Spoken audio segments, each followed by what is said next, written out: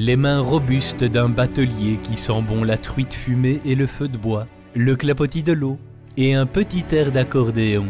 Et pouf, vous avez l'image d'Épinal du secteur de la batellerie. Pourtant, il est peut-être temps de tordre le cou à certains clichés parce que le métier de batelier se modernise. En fait, il y a tout un tas d'innovations qui facilitent la vie du batelier, comme la navigation automatisée qui permet aussi au capitaine, également appelé opérateur, le pilotage déporté de plusieurs bateaux à la fois. Elle lui offre la possibilité de travailler dans un bureau en collaboration avec des membres d'équipage situés à bord. Mais alors c'est quoi exactement le pilotage déporté que vous allez me demander? Eh bien je n'en ai aucune idée, mais heureusement lui il connaît. Le job de l'opérateur est de contrôler le navire à distance, il est en charge de la manœuvre, il est en charge de son bateau. Le traffic contrôleur derrière lui va par contre lui fournir du support, que ce soit au niveau du planning, au niveau d'un problème technique quelconque. Le traffic contrôleur va toujours être là pour apporter du support à l'opérateur et le but du jeu est effectivement d'avoir une communication active entre le traffic contrôleur et l'opérateur.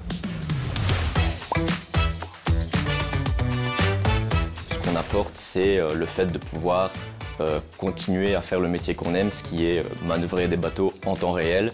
À ceci près qu'ici, on peut le faire sur une base de 8 heures par jour et pas sur une base de partir 2 semaines, 3 semaines ou plus et avoir la possibilité de rentrer à la maison tous les jours.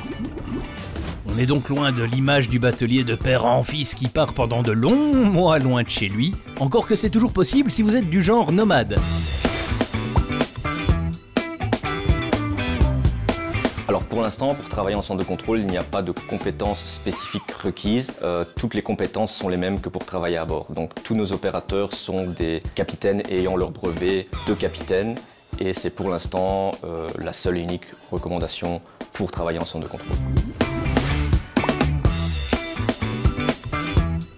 Alors, le bateau école est équipé d'un simulateur aux normes internationales pour faire des examens et de la formation. Et on est équipé en fait avec un simulateur où on a 7 écrans autour de l'apprenant, ainsi que toutes les fonctions pour pouvoir apprendre avec un bateau aussi bien de 80 mètres jusqu'à un convoi de 190 mètres de long, ou éventuellement un bateau à passagers ou une vedette de police. L'innovation dans ce genre de matériel pédagogique, c'est le fait de pouvoir attirer des jeunes dans le secteur en leur montrant des choses qu'on ne sait pas montrer tous les jours avec le bateau école. Et ça permet encore une fois, de les mettre en situation pour pouvoir apprendre à naviguer dans toutes les situations de navigation.